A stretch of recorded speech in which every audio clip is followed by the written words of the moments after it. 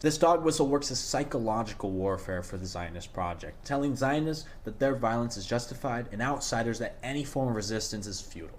It's a way to shut down sympathy for Palestinians by giving this idea of they started it, they lost, end of story. Put yourself in the impossible situation of being a Palestinian subjected to Zionism's domination. No matter what you do, no matter if you peacefully protest, if you put your head down and look straight ahead, if you take up arms to resist your oppressors, they will always work to erase and destroy every aspect of your civilization